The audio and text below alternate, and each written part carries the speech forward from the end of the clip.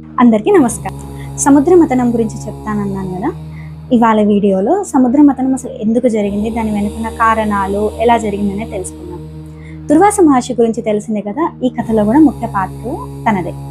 దుర్వాస ముని ఒకరోజు ఇంద్రుని కలవడానికి వెళ్ళాడు. అప్పుడు ఒక పూలదండ, మంచి సువాసన గల పూలదండ బహుమతిగా ఇచ్చాడు. అప్పుడు ఇంద్రుడు దాన్ని తన ఐరావతం మీద ధరింపజేశాడు.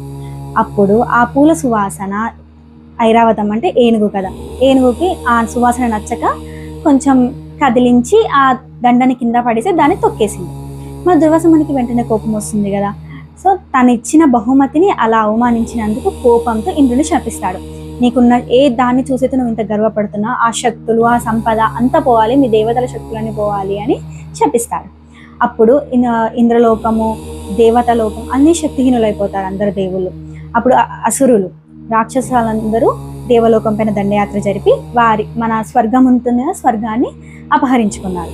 అప్పుడు దేవులు ఏం చేయాలో తెలియక దేవతలందరూ కలిసి విష్ణుమూర్తి దగ్గరికి వెళ్ళారు.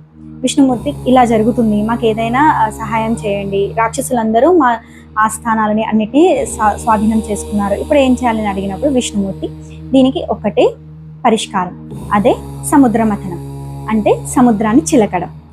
సరే, సముద్రాన్ని చిలకడం అంటే ఏ సముద్రం అని అన్నప్పుడు పాల సముద్రం. మూర్తి ఉండే స్థలమే పాల సముద్రం.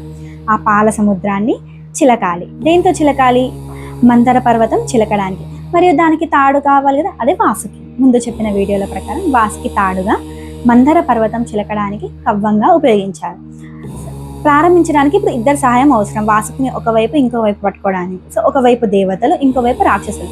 అప్పుడు రాక్షసులు రావడానికి ఒప్పుకోలేదు. అప్పుడు రాక్షసులకు వచ్చే దాంట్లో అంటే సముద్రాన్ని చిలికినప్పుడు అమృతం కూడా వస్తుంది. సో అమృతంలో మీకు కూడా కొంచెం వాటా ఇస్తామని చెప్పడం వల్ల రాక్షసులు కూడా సముద్రాన్ని చిలకడానికి వచ్చారు.